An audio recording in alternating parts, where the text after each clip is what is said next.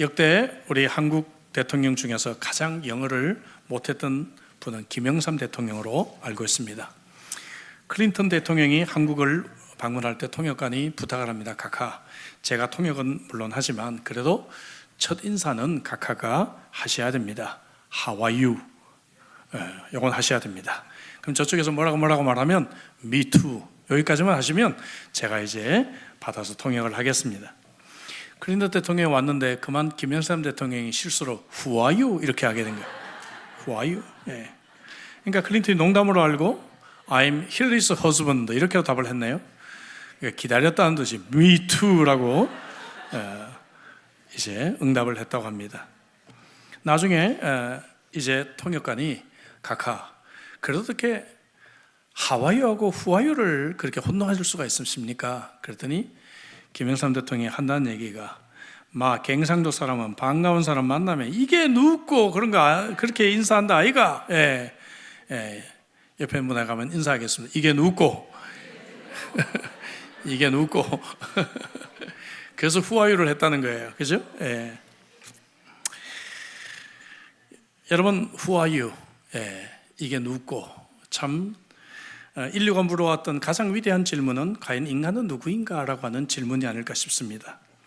이 질문에 대해서 가장 통찰력 있는 대답을 시도한 사람 중에 하나가 17세기 프랑스 천재 철학자였던 파스칼이었다고 생각합니다. 너무나 유명한 그의 저서 팡세에서 그는 인간은 실로 자연 가운데서도 가장 연약한 존재이다. 그러나 인간은 생각하는 갈대이다. 인간을 분쇄하기 위해 온 우주가 무장할 필요가 없다. 한 줄기의 줄기, 한 방울의 물을 가지고도 넉넉히 그를 죽일 수 있다. 그러나 인간은 그를 죽이는 우주보다 더 고귀하다. 왜냐하면 인간은 자기가 죽는다는 것과 우주가 자기보다 우월하다는 것을 알고 있지만 우주는 그것을 모르고 있기 때문이다. 또 이런 성찰은 어떻습니까? 세상에는 두 종류의 인간만이 존재한다. 하나는 자신을 죄인이라고 생각하는 의인이 있고 또 다른 하나는 자신을 의인이라고 생각하는 죄인이 있다. 또 이런 이야기도 했습니다.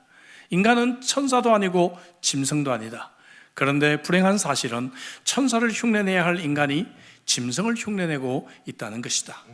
여러분, 파스칼의 이러한 대부분의 성찰들은 성경에서 나왔다는 것을 여러분 아십니까? 그래서 우리는 성경 말씀을 통해 인생의 진지한 성찰을 가질 수가 있어요. 그래서 내가 누구인지, 정말 내가 어떤 사람인지에 대한 올바른 정체성, 이 아이덴티티를 우리가 발견할 수가 있는 것입니다. 하나님께서 6째 되는 날에 동물들을 지으시고 마지막에 사람을 창조하셨습니다. 사람은 어떤 피조물보다 귀한 존재예요. 사람은 이 피조물들을 다스리는 존재입니다. 동물은 죄나 영적인 의식이 없습니다. 동물은 하나님을 예배할 수가 없습니다. 지난 주일에 우리는 진화론 자들이 결정적으로 설명할 수 없는 세 부분에 대해서 말씀을 나눴습니다. 진화론자는 항상 무엇이 조금이라도 있는 상태에서의 진화를 설명하지만 어떻게 아무것도 없는 상태에서 nothing에서 something, you가 생겼을까라고 하는 이 부분에 대해서 설명을 하지 못합니다. 진화론자들은 한 종에서의 진화는 그들이 증명해내지만 이것은 창조과학자들도 인정하는 것이지만 어떻게 한 종이 다른 종으로 바뀌었는지에 대해서는 설명을 하지를 못합니다. 화석의 증거는 오히려 창조과학자들을 더욱더 뒷받침하고 있다고 말씀드렸습니다. 또한 세 번째는 인간 창조에 대해서 정확한 설명을 할 수가 없습니다. 그런데 성경은 정확하게 이 세 부분에 걸쳐서 창조라고 하는 단어를 사용하고 있다는 것이죠. 히브리어로 뭐라 그랬죠? 기억하십니까? 옆에 있는 분에게 한번 인사합시다. 바라. 이제 기억나시죠? 창조라는 단어는 히브리어로 바라라고 하는 단어인데 이것은 하나님만이 할 수 있는 정말 무에서 유를 창조하는 유니크한 그런 독특한 만드심을 창조다라고 표현을 했습니다. 그래서 이거는 하나님에게만 사용이 됐던 단어예요. 그런데 이 창조라는 단어가 정확하게 성경의 이 세 군데에 기록됐다는 것이죠. 1장 1절에 태초에 하나님이 천지를 창조하셨다. 무에서 유가 이렇게 생긴 것이다. 그리고 21절에 동물들을 각 종류대로 창조하셨다라고 말씀하시고 26절 이하의 인간 창조에 대해서 하나님께서 창조라는 단어를 사용하셨어요. 근데 26절, 27절에 한글 성경에는 2번이 쓰여졌지만 원어에는 창조, 바라라고 하는 이 단어가 3번이 사용이 됩니다. 그 말은 뭔가 하면은 하나님의 창조의 절정이 무엇이다? 인간이다. 하나님의 창조의 절정은 인간이다라는 사실을 우리들에게 말씀하고 있습니다. 창조라는 단어가 3번 사용된 것에 대해서 프란시스 셰프라고 하는 기독교 철학가는 말하기를 하나님께서 인간 창조 부분에 감탄부호를 찍으신 것 같아, 이런 멋진 표현을 하셨습니다. 남자와 여자를 창조하셨다. 여러분, 예전에는 당연하게 들렸던 이 말씀이 요즘은 왜 이렇게 은혜롭게 들리는지 알 수가 없습니다. 남자와 여자를 창조하셨다, 이 부분에 걸쳐서 8월 첫째 주에 제가 말씀을 생각해 볼 예정입니다. 우주와 지구는 비록 우리가 과거에 배운 성경지 지식보다는 좀 더 오래되었을 것이라는 말씀을 지난주에 말씀을 드렸어요. 그러나 인간의 역사는 창세기의 족보가 보여주는 것과 같이 그렇게 오래되지는 않았을 것입니다. 물론 성경에 나오는 족보는 이 사람의 이 가문을 우리에게 기록한 인간 족보도 아니고 또 인간 역사를 기록한 역사책도 아니기 때문에 성경에서 메시지가 될 만한 하나님이 의도하신 부분만 기록한 것이 성경입니다. 그래서 누가 누구를 낳고 할 때에 우리는 몇 세대가 빠져 있는 경우도 보게 돼요. 누가 누구를 낳았는데 직접 아들이 아니라 몇 세대 후손의 이름이 기록된 경우들도 있습니다. 그러니까 우리는 성경이 그 족보의 연수대로만 계산해서 6,000년 되었다라고 우리는 믿지는 않아요. 그러나 그럼에도 불구하고 세상의 과학자들이 말하는 것처럼 수백만 년 혹은 수억 년으로 우리는 생각하지는 않습니다. 창세기의 족보를 우리가 더듬어서 연구할 수 있을 정도, 그 정도의 그러한 역사만큼 인간이 역사를 가지고 있지 않을까, 그렇게 생각을 합니다. 오늘 본문을 통해서 먼저 인간 창조에 대해서 생각을 해보려고 합니다. 창세기 2장 7절을 특별히 읽었습니다. 2장에서 인간 창조에 대한 보충적인 설명이 나오고 있어요. 다시 한번 읽어볼까요? 다 같이. 여호와 하나님이 땅의 흙으로 사람을 지으시고 생기를 그 코에 불어넣으시니 사람이 생명이 되니라. 자, 이 2가지가 나와요. 첫째는 흙으로 우리 육체를 만드시고, 또 하나는 코에 생기를 불어넣어서 우리의 영혼을 창조하셨다, 이렇게 말씀하고 있습니다. 흙으로 우리 인간의 육체를 만드셨다고 합니다. 원문으로 읽어보면 어느 유희가 사용되고 있습니다. 흙으로 하아담, 사람을 하아담아, 아담을 아담이라고 하셨다. 그죠? 예, 하아담마, 하아담, 하아담아, 아담. 예, 이렇게 이제 읽게 되는 거죠. 사람이 흙으로 만들어졌다는 것은 누구나 이해할 수 있는 말입니다. 여러분, 저를 보십시오. 저를 봐도 흙으로 만들어진 것 같지가 않아요? 그렇죠? 예, 금방 이해가 되시죠? 흙으로 우리가 만들어졌다고 우리는 믿어요. 장례식 때도 우리는 당신이 흙에서 왔으니 흙으로 돌아간다라고 우리가 말하면서 땅의 시신을 묻게 됩니다. 흙이라고 하는 것은 성경에서 먼저 무가치, 좌절, 죽음을 의미하는 그러한 용도로 사용이 됩니다. 창세기 18장 27절에 보면 아브라함이 나는 티끌과 재와 같다, 나는 이처럼 무가치한 존재다라고 할 때 이 티끌과 재는 흙과 같은 표현입니다.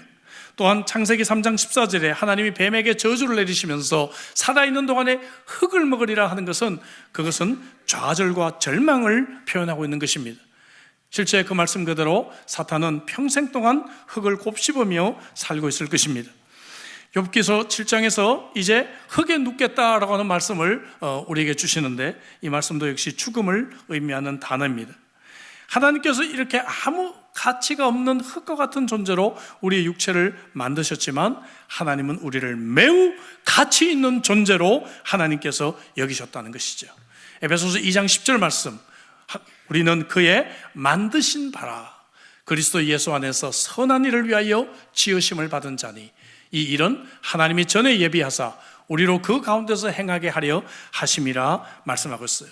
우리는 그의 만드신 바라라고 하는 이 말의 원어는 포이에마란 걸작품이라는 단어가 쓰여졌습니다. 마스터피스, 하나님은 나를 걸작품으로 만드셨다 이것이죠. 옆에 있는 걸작품을 한번 감상해 보시기 바랍니다. 예, 어때요? 예, 무료로 감상할 수 있는 기회를 드리겠습니다. 오늘 걸작품이 보이십니까? 예, 걸작품들이 보이십니다. 예, 제 눈은 여러분들이 전부 걸작품이에요. 예, 하나님이 우리를 마스터피스로 걸작품으로 우리를 만드셨다는 것이죠. 놀랍습니다. 예. 그래서 하나님은 우리를 흙으로 만드셨기 때문에 우리의 연약함도 이해하시는 하나님이세요. 하나님이 그냥 버려두시는 것이 아니라 시편 103편 14절에 이는 그가 우리의 체질을 아시며 우리가 단지 먼지뿐임을 기억하신다. 참 위로가 되는 말씀이죠. 하나님은 우리가 흙으로 만들어진 존재라는 것을 이해하시고 우리를 알고 계신다는 것입니다. 찬양 중에 나를 아시고 나를 이해하시네 내 영혼 새롭게 세우시네. 참 멋진 찬양이죠. 우리는 흙으로 만들어진 존재지만 하나님이 우리를 이해하시고 하나님이 나를 사랑하시는 매우 매우 가치 있는 존재입니다. 아멘이십니까? 별로 안 기뻐하시네요. 예. 길 지나가는 사람이 예쁘네요, 멋있어요, 그러면 기뻐합니까 여러분? 하나님께서 우리를 이처럼 가치 있는 존재로 우리를 만들어 주셨다는 것입니다. 할렐루야. 자동차 하나를 만드는데 드는 부품이 13,000개 이상이라고 해요. 요즘 아마 더 많이 들 거예요.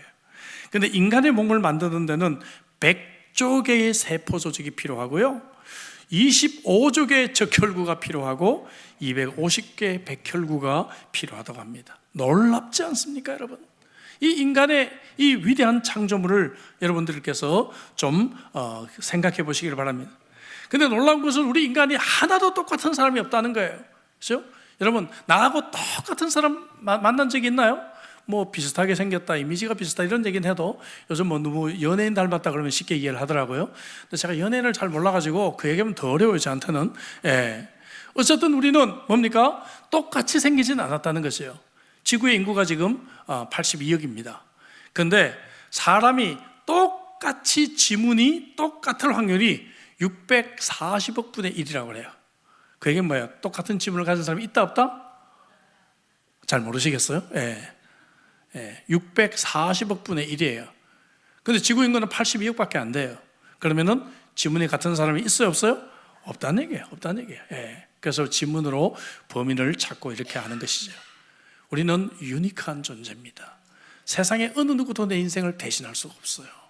그래서 하나님이 나를 유일한 존재로 이 땅에 보내셨습니다. 하나님이 허리를 굽히셔서 흙으로 우리를 빚으시고 또 허리를 굽히셔서 우리 코에 생기를 불어넣으시면서 세상의 어떤 피조물보다도 하나님의 솜씨와 하나님의 마음과 하나님의 정성이 담긴 그러한 존재가 바로 인간이다 하는 것이죠. 여러분, 인간의 이 가치감을 더 이상 어떻게 설명할 수 있단 말입니까? 그리고 하나님은 우리 인간을 창조하시고 난 뒤에 제일 먼저 하신 일이 우리를 축복하신 일이었어요.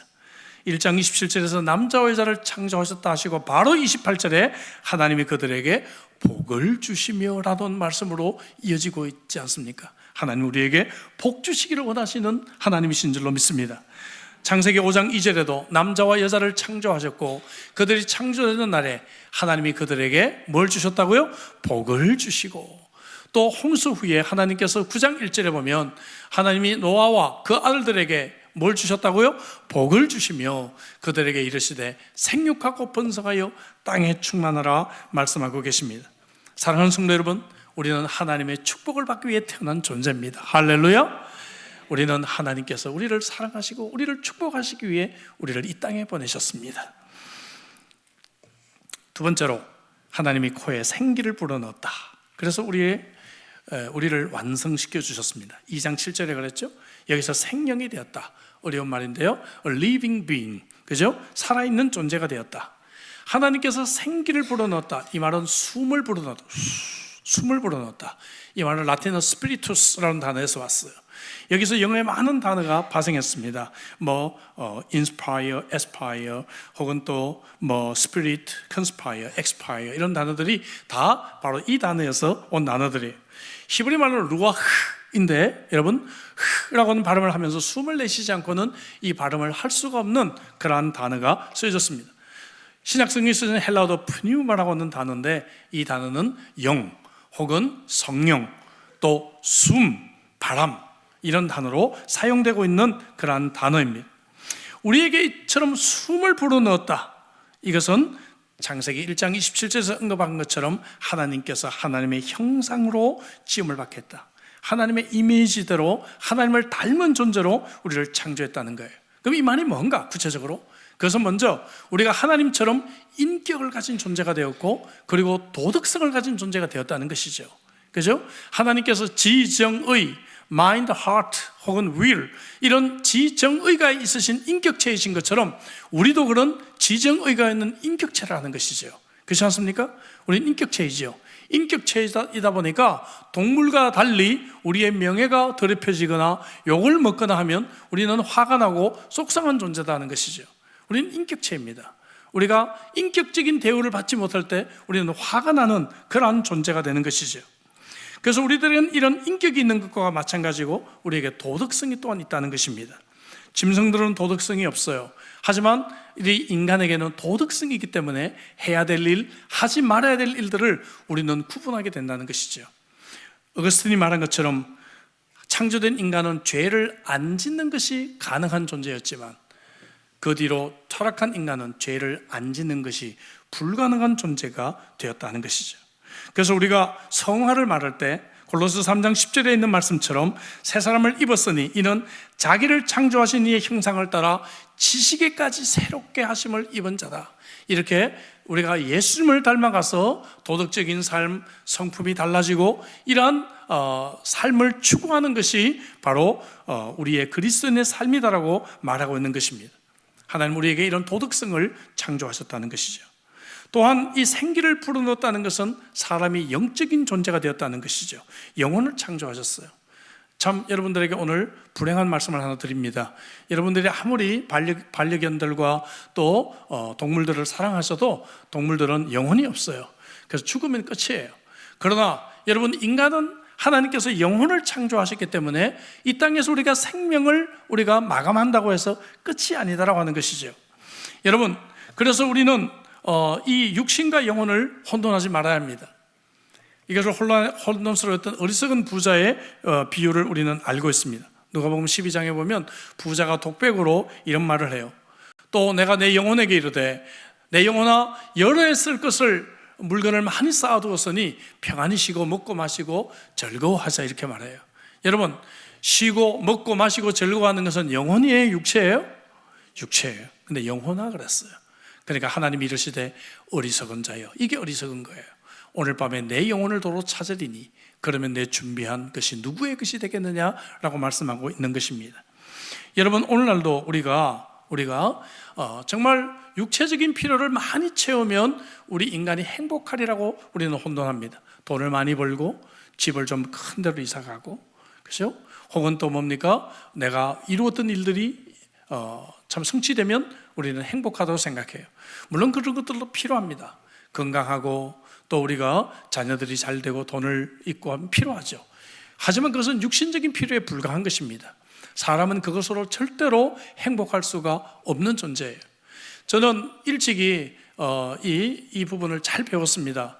제가 처음 전도 생활할 때, 지금부터 약 한 40년 전에 한국에서 중고등부를 맡고 있었는데요. 근데 제가 맡은 교회는요, 이 빈부차가 굉장히 심한 교회였어요. 좀 독특한 교회였습니다. 성도들의 4분의 3은 매우 가난한 성도들이었어요. 매우 가난했어요.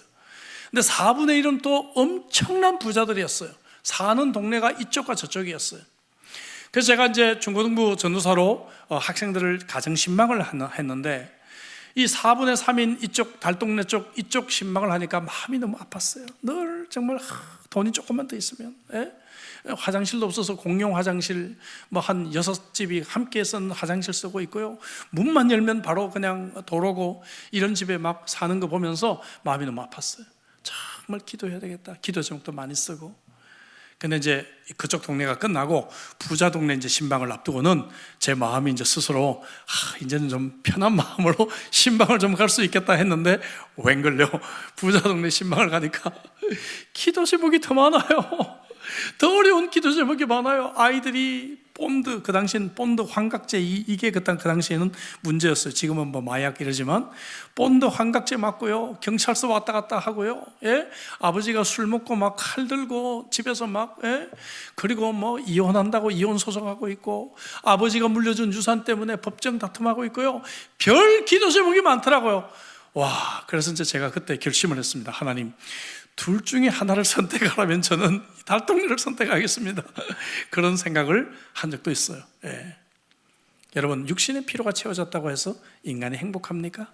절대 그렇지 않아요. 사람은 어거스틴의 고백처럼 내 영혼이 하나님 앞에서 안식을 누리기까지는 결코 행복하지 않다. 여러분, 아멘이시죠? 그래서 우리가 비록 세상에 많은 근심과 염려가 있어도 이 자리에 와서 하나님을 예배할 때, 이 자리에서 정말 주님이 주시는 말씀을 들을 때, 우리가 정말 많은 기도의 제목이 있지만 오늘 이 밤에도 내가 하나님 앞에서 기도하는 시간을 가질 때, 이때가 가장 행복한 시간일 줄로 믿습니다. 우리가 영성을 가진 영적 존재이기에 우리가 영이신 하나님을 예배할 수가 있는 것이죠. 요한복음 4장 24절에 하나님은 영이시니 예배하는 자가 영과 진리로 예배할 수 있다고 말을 하고 있습니다. 하나님이 이처럼 우리와 영원히 영적으로 교제하기 위해 우리를 만드신 거예요. 아니, 하나님이 우리 같은 사람이 필요할까요? 근데 하나님이 나를 만드셔서, 얘야 게임 좀 그만하고 쇼핑 몰에서 왔다 갔다 하지 말고 나하고 같이 좀 교제 좀 하자. 아침에 경건의 시간으로 나와 함께 만날래? 저녁 시간에 나하고 같이 함께 기도하는 시간으로 만날래? 하나님은 우리를 심지어 창조하신 목적이 나와 더불어 교제하기 원하시고 나를 만나시기를 원하시기 때문인 것을 우리가 알게 됩니다. 할렐루야. 그래서 우리가 시편 8편 5절에 보니까 그를 하나님보다 조금 못하게 하시고 영화와 존귀로 간을 씌우셨다. 어떤 학자는 여기서 이런 말을 했습니다. 이 표현을 하나님보다 조금 못하게가 아니라 동물보다 조금 낮게 하시고로 쓰지 않은 것이 너무나 감사하다고 표현을 했어요. 그렇죠, 여러분? 우리는 원숭이보다 좀 나은 존재가 아니라 하나님보다 조금 못한 존재인 줄 믿습니다. 아멘이시죠? 특별히 종교라고 하는 이 라틴어가 릴리지오, 묶이다라는 의미에서 왔어요. 묶이다. 무엇인가 묶이는 게 종교인데 우리가 하나님께 묶여야 되는데, 그래서 하나님보다 조금 못하게 위로 하나님을 바라보고 하나님과 묶이도록 하나님께서 이렇게 표현을 해주신 거예요. 그런데 위로 하나님과 묶이지 않으면 아래로 동물들하고 묶여가지고 동물처럼 인생을 살아간다는 것이죠. 그래서 늘 우리는, 여러분, 점심 먹고 난 뒤에 저녁 뭐 먹지? 뭐 이런 생각만 하고 있는 거예요. 그죠? 그렇지 않습니까? 또 뭡니까? 어떻게 하면 내가 좀 쉴 수 있을까? 어떻게 하면 뭐 맛있는 걸 먹을 수 있을까? 우리는 그러한 동물들하고 묶여서 동물들의 쾌락을 추구하는 그러한 존재로 살아갈 수밖에 없다는 것입니다. 하나님은 우리를 하나님보다 조금 못하게, 이 말은 하나님과 묶이며 하나님을 바라볼 수 있는 영적인 존재로 만드셨다는 것입니다. 이사야 22장 22절에 매우 재미있는 표현이 나옵니다. 한번 읽어볼까요? 다 같이. 너희는 인생을 의지하지 말라. 그의 호흡은 코에 있나니 새말 가치가 어디 있느냐. 자, 여러분, 이 표현을요, 제가 직역으로 한번 해볼게요. 직역으로 이거예요. 왜 겨우 한 번에 한 호흡밖에 하지 못하는 사람을 의지하느냐? 숨이 무진장이신 하나님을 의지하라. 참 멋진 표현이죠. 이 굉장히 흥미로운 표현이에요. 이걸 원어적으로 읽어보면. 여러분, 우리는 한 번에 한 호흡밖에 못하죠. 숨을 한번 들이쉬어요. 잠깐 홀딩할 수 있어요. 그러나 숨을 내쉽니다. 이거 못하면 살아요, 죽어요? 죽는 거예요. 우리는 죽습니다. 그래서 우리가 호흡을 할 때만큼 하나님을 절실하게 의지할 때가 없다라고 표현을 해요. 이 호흡 한 번 못하면 죽잖아요. 그러니까 우리가 호흡을 할 때마다 하나님을 의지하는 거예요. 하나님을 또 의지하고 또 쉬고 내쉬고 또 들이쉬고 내쉬고. 요즘 잠자다가 무호흡증으로 돌아가신 분들이 많아요, 제 주위에. 그래서 저는 잠잘 때마다 이런 기도가 추가됐습니다. 하나님, 저를 잠잘 때 데려가지 마시고 내일 아침에 건강하게 깰 수 있도록 도와달라고 기도합니다. 여러분, 그런 기도 하셔야 됩니다. 아멘이시죠? 우리는 호흡 한순간 한순간 하나님을 의지하는 존재로 우리를 만드신 것입니다. 숨을 한번 쉴 때마다 하나님 의지하시기를 주의 이름으로 축복합니다. 하나님께서는 우리를 육신으로 만드시고 하나님의 숨을 불어넣어 우리의 영적인 존재가 되게 하셨습니다. 자, 그 다음 하나님께서는 우리에게 사명을 맡기셨어요. 대리 통치자의 사명을 맡기셨다는 거죠. 28절에 나오는 명령을 흔히 우리는 문화적 사명이다, 그렇게 말을 합니다. 28절 같이 한번 읽어보도록 하죠. 다 같이. 하나님이 그들에게 복을 주시며 하나님이 그들에게 이르시되 생육하고 번성하여 땅에 충만하라. 땅을 정복하라. 바다의 물고기와 하늘의 새와 땅에 움직이는 모든 생물을 다스리라 하시니라. 또 2장 15절을 또 읽어보겠습니다. 다 같이. 여호와 하나님이 그 사람을 이끌어 에덴 동산에 두어 그것을 경작하며 지키게 하시고, 여러분 경작하고 지키도록 하셨다는 거죠. 이것이 노동입니다. 그래서 창조 때는 노동이 힘든 것이 아니었습니다. 즐거운 마음으로 노동을 했을 거예요. 그죠? 예. 아마 우리 자매님들이 아기를 낳을 때도 타락한 이후로 이 해산의 고통이 뒤따르지 않았겠어요? 예, 그전에는 아기를 낳을 때 어떻게 낳겠어요? 하나, 둘, 셋, 짱! 하고 아기가 나오지 않았겠어요? 그죠? 고통 없이. 근데 이 타락하고 난 뒤에 이런 이제 고통이 뒤따랐다는 것입니다. 예. 자, 근데 하나님께서 우리를 경작하게 하고 지키는 이러한 문화적인 사명을 주셨는데, 우리는 오히려 반대로 노예가 되고 있지 않나는 것이죠. 우리가 돈도 사용해야 될 줄로 믿습니다. 아멘이시죠? 돈의 노예가 되는 것이 아닙니다. 세상에 컴퓨터를 주셨다면 이 컴퓨터를 우리가 사용하면 문화적인 사명을 감당할 수 있어요. 하지만 이 컴퓨터의 노예가 될 수도 있다는 것이죠. 그래서 하나님께서 주신 이 문화를 우리가 개발하고 이 문화를 사용하고 여러분들에게 주신 직장 생활 속에서 우리가 이 직장 생활을 잘 감당하는 것이 하나님이 우리에게 주신 직업의 소명인 줄로 믿습니다. 내가 장사로서 물건을 팔고 음식점에서 또 음식을 서빙하고, 혹은 또 내가 직장에서 서류를 만지게 되고, 내가 가정주부로서 가정에서 살림을 하는 이 모든 것들이 하나님은 우리에게 주신 문화적인 사명이라는 사실을 우리가 깨달아야 합니다. 아멘이시죠? 이것에 지배당하지 않고 이것을 부리고 이것들을 우리가 경작하고 지키는 이 문화적인 사명을 잘 감당하시기를 바랍니다. 2장 19절 이하에 보면 하나님이 흙으로 각종 들짐승과 공중의 각종 새를 지으시고 아담이 무엇이라고 부르나 보시려고 그것들을 그들에게로 이끌어 가시니 아담이 각 생물을 부르는 것이 곧 그 이름이 되었더라 해요. 20절에 아담이 모든 가축과 공중의 새와 들의 모든 짐승에게 이름을 주었다. 여러분, 이름 짓는 일이 쉽습니까? 여러분, 자녀들 이름 지어보셨죠? 그러면 고민되시죠? 예, 저는 자녀가 하나밖에 없어서 하나 이름을 전 쉽게 지었습니다. 예, 어렵게 하나님이 자녀를 하나 주셨기 때문에 가나의 혼인잔치 해서 이제 하나님의 기적, 예수님이 일으키신 첫 번째 기적에서 가나라고 이름을 지었어요. 류가나가 되었습니다. 손녀가 태어났는데 저보고 성경적인 이름을 달라고 그래요. 그래서 제가 한 20개를 줬습니다. 결정은 아빠가 해. 예, 결정은 아빠가 해. 근데 그 많은 이름 중 하필이면 다라를 정하지 않았습니까? 히브리어로 Pearl of Wisdom이란 말이에요. 여러분, 이 가나다라가 아니에요. 예, 그걸 정했어요. 그래서 제가 사위한테, 야, 그럼 엄마가 가나고 딸이 다란데 괜찮겠냐? 좋대요, 더. 예. 그래서 가나다라가 된 것입니다. 예. 이름이 여러분 짓는 것이 사실은 어려워요. 여러분 가끔 목사님 이름 지어주세요 하는데 이거 참 어렵습니다. 이름 짓는 일이. 그래서 여러분 아담은 최고의 동물학자, 식물학자가 되었을 것입니다. 그죠? 연구해야 되잖아요. 예. 이 식물은 제가 뭔지도 모르겠어요. 예. 이름을 뭐로 지어야 되겠습니까? 그죠? 빼빼로로 짓겠습니까? 뭐로 짓겠습니까? 그죠? 연구를 해야 된다는 것이죠. 동물의 특성을 연구하고 식물의 특성을 연구해서 이름을 지니까 아담은 최고의 동물학자, 최고의 식물학자가 되었을 것이다. 그렇게 이야기를 합니다. 여러분, 그렇습니다. 하나님은 사람을 위해 에덴 동산을 완벽하고 아름답게 지어주셨어요. 우리의 즐거움과 유익을 위해 만들어주셨어요. 그리고 이것을 잘 관리하는 사명을 주셨습니다. 이것은 우리의 책임이 되는 줄로 믿습니다. 우리 이 땅에 살면서 이런 책임을 갖게 된 거예요. 이 땅에 우리가 이것을 잘 경작할 책임이 있습니다. 오늘날 환경 문제가 너무 힘이 들어요. 기독교 윤리에서 이 부분을 우리가 좀 다루지만 이 세상의 환경이 이처럼 오염되고 지금 북반구에 얼마나 폭염이 심해요. 한국에 계신 분들에게 계속 연락이 와요. 호주 오겠다고요. 이 더위 못 살겠다고 연락이 옵니다. 예? 저는 이 한 10분 중에 한 분 정도는 제가 호스팅을 해야 할 수밖에 없는 분들이 연락을 와요. 나머지 분들은 유튜브 보세요 하고. 근데 여러분, 이런 분들이 이 환경의 이 오염 속에서 지난주도 한국의 택시기사가 3명이나 죽었다고 하는데요, 이런 폭염이 막 일어나고 하는 문제들이 생기게 된단 말이죠. 이런 환경을 바라볼 때 우리 그리스도인들로서 책임을 가져야 됩니다.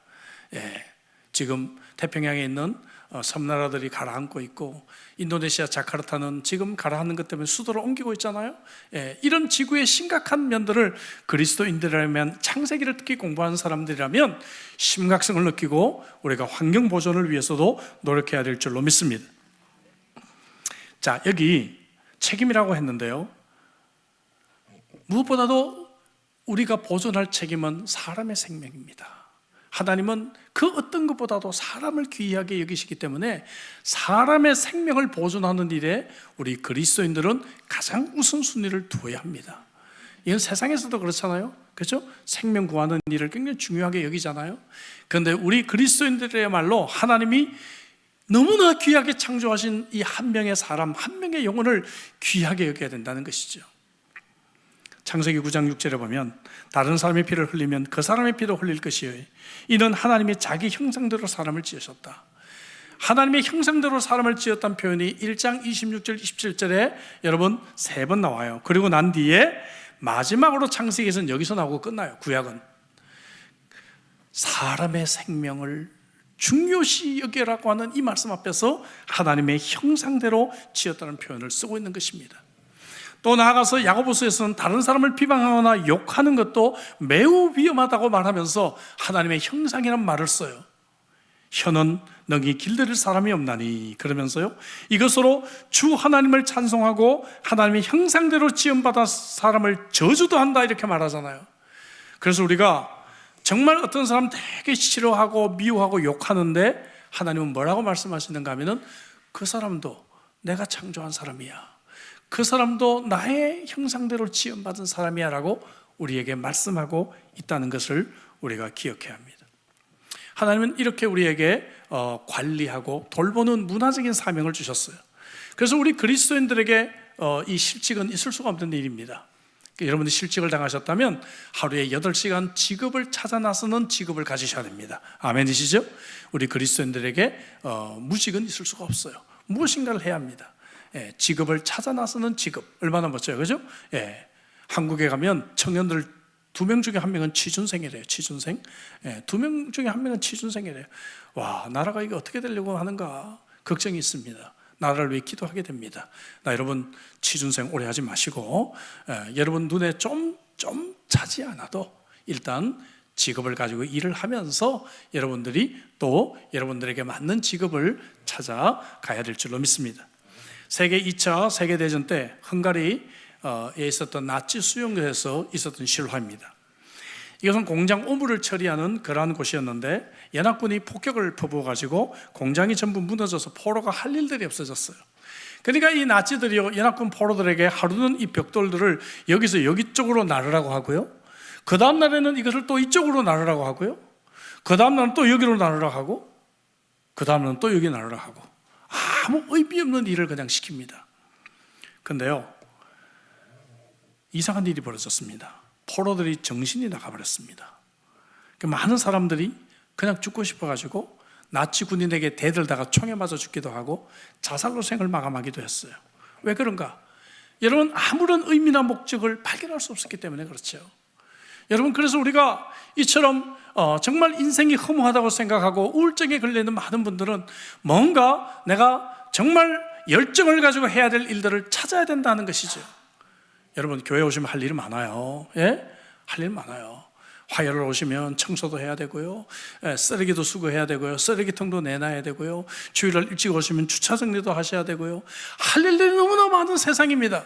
여러분, 근데 우리가 할 일을 찾지 못하고 또 세상에 나가면 섬길 수 있는 것도 많이 있는데 이런 일들을 찾지 못하고 인생의 의미와 목적을 내가 알지 못할 때 우리 인생은 정말 무가치한 그런 존재로 생각이 드는 것이죠.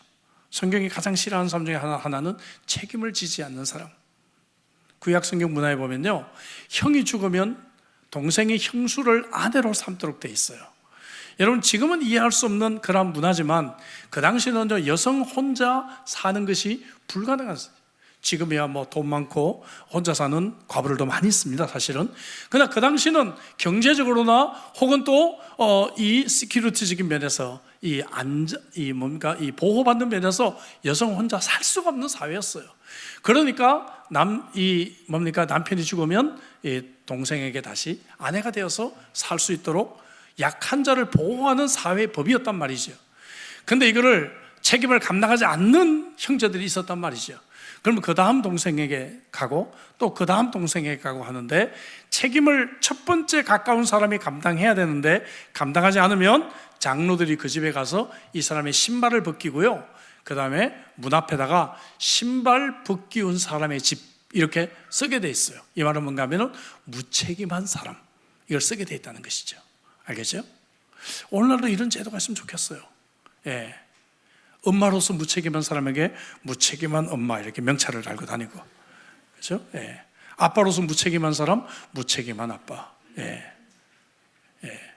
제가 아까 그 가난한 동네 신방 얘기를 했는데, 왜 가난한 집은 애들이 다 4, 5인지 또 모르겠어요. 예? 예. 근데 아빠는 또 뭡니까? 아빠는 또 술 먹고 일을 안 해. 엄마가 시장 나가서 나물 팔아가지고 간신히 정말 이 애기들 먹여 살리고 참 그렇게 애쓰는 걸 보고 참 눈물이 나고 마음이 아팠어요. 예. 그런 사람들에게 무책임한 아빠 이렇게, 그죠? 명찰을 좀 붙여주시고, 무책임한 아빠, 아버지, 무책임한 남편, 무책임한 아내, 무책임한 부모, 무책임한 집사.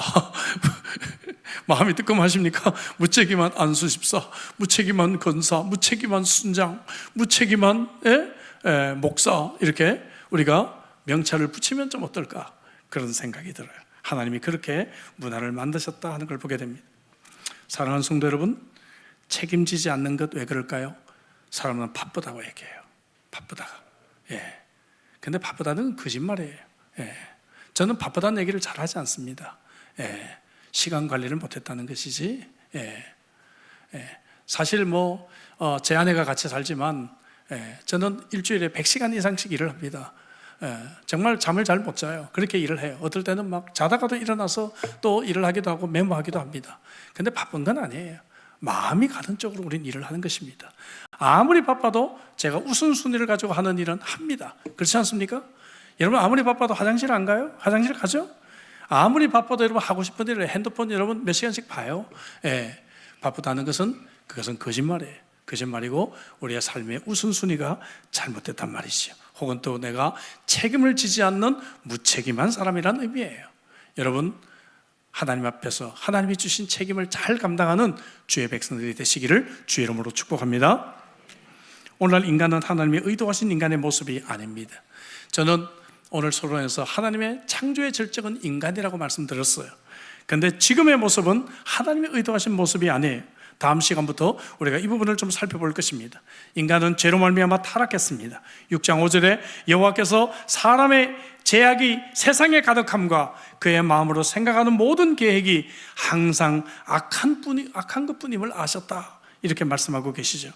그래서 인간은 구원자, 구세주가 필요한 존재가 되었습니다. 3장부터 이 부분을 우리는 좀 더 자세하게 살펴볼 예정입니다. 창조된 인간은 살아갈 아름다운 에덴 동산이 주어져 있습니다. 그리고 위대한 문화적인 사명이 그에게 주어져 있습니다. 그리고 우리가 파르츠저쪽에 살펴보겠지만 이상적인 동반자가 그에게 또한 주어질 것입니다. 그러나 이 돕는 배필을 통해 유혹을 받아 타락하여 흙으로 지음받았던 그가 흙으로 돌아갈 것이고 에덴 동산에서 쫓겨나게 될 것입니다. 전도서 12장 7절 말씀을 마지막으로 함께 읽겠습니다. 다 같이. 흙은 여전히 땅으로 돌아가고 영은 그것을 주신 하나님께로 돌아가기 전에 기억하라. 여기서 흙은 누구예요? 인간이죠. 인간은 흙으로 만들어졌기 때문에 땅으로 돌아가요. 우리의 육신은 땅에 묻힙니다. 그러나 우리의 영은 하나님께로 돌아간다고 성경은 분명하게 말씀하고 있습니다. 돌아가기 전에 기억하라는 것이에요. 기억하라는 것입니다. 여러분, 참 우리 인생 시간이 너무 빠르다고 생각 들지 않습니까? 그죠? 예. 저도 제 나이가 축구로 말하면은 후반전 이제 약 한 16분밖에 남지 않았더라고요. 예. 참 우리 인생이 이렇게 빨리 지나가고 있습니다. 금방입니다. 요즘 정말 그런 얘기예요. 툭하면 20년 전이고 툭하면 30년 전이고 제가 얼마 전에 46년 만에 제 친구 만났다고 말씀드렸잖아요. 생각해 보세요. 평균 수명이 85세라고 한다면 이제 우리 삶의 길이가 그렇게 오래 남지 않았어요. 여러분, 이 남지 않은 기간 동안에 하나님의 창조 매뉴얼로 좀 돌아가서 살 수는 없을까요? 우리가 매뉴얼을 보고 기계를 작동해야 가장 정확하잖아요. 오늘 이 창세기는 하나님의 매뉴얼입니다. 우리 인간을 어떻게 만드셨는가 매뉴얼을 보았어요. 매뉴얼대로 돌아가는 인생이 복된 인생인 줄로 믿습니다. 여러분, 우리의 영이 하나님께 돌아가기 전에 하나님을 기억할 수 있기를 주 이름으로 축복합니다. 하나님은 흙으로 우리 육체를 만드시고 하나님의 숨으로 우리 영혼을 만드셔서 우리를 창조하셨어요. 여기서 나온 찬양 가지고 우리 찬양하고 함께 우리 기도하겠습니다.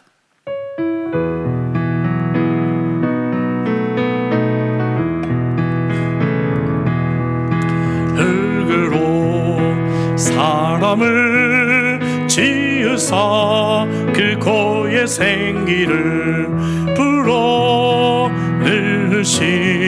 주 하나님, 우리 위해 아들을 세상에 보내신 사랑의 주 하나님을 사랑해. 나는 하나님 형상 따라 지음 받은 몸이니 이 몸을 주께 바치리. 항상 내 생활 중에 주를 부인하지 않으며 내 주를 섬기렵니다. 기도하십시다. 주신 말씀 가지고 기도할까요? 우리 육체를 흙으로 만드셔서 우리 육체가 이렇게 연약합니다. 아픕니다. 자연스러운 것이죠. 우린 육체를 위해서 몇만 불을 투자합니다. 성형을 하기도 하고 비싼 건강식품 또 비싼 비타민 챙겨 먹기도 하고, 그죠? 몇백 불짜리 머리를 하기도 하고. 우리는 흙을 위해서도 이렇게 투자를 하는데 여러분들의 영혼을 위해서는 어떤 투자를 하고 계십니까? 여러분들의 영혼을 위해서는 정말 내가 말씀을 배우고 큐티하고 그리고 제자 훈련 받고 내가 주님 안에서 자라나는 투자를 하고 계십니까? 아니면은 여러분들의 영혼은 지금 잡초가 우거진 그러한 황폐한 상태가 되어져 있지는 않습니까? 우리의 육체는 날이 갈수록 더 좋은 것을 먹고 기름진 것을 먹고 좋은 화장품을 바르고 있지만 여러분, 우리가 잘못된 거죠. 우리의 인생의 매뉴얼을 다시 한번 보십시다. 하나님의 매뉴얼로 돌아가십시다. 흙은 땅으로 돌아갑니다. 그러나 우리의 영은 하나님 앞에 설 것입니다. 여러분, 우리 인생 금방 지나가요. 우리 남아있는 인생 하나님의 매뉴얼대로 살아가는 삶이 되기를 위해 기도할까요? 내 영혼을 위해서 더 투자하고 하나님과 만나는 이 시간이 즐겁고 기쁘고 아침에 내가 하나님과 대화하는 이 시간이 행복하고 내가 저녁에 기도하는 이 시간 하나님도 너무 기뻐하시고 나도 행복한 그런 영적인 존재로 살아갈 수 있기를 위해 기도하십시다. 뿐만 아니라 하나님 주신 문화적인 사명이 있는데 무책임한 사람이 되지 아니하고 내게 주신 책임을 남아있는 삶 동안 잘 감당하는 그러한 성도가 되기를 위해 주신 말씀 가지고 우리 한번 통성으로 한번 기도하시겠습니다.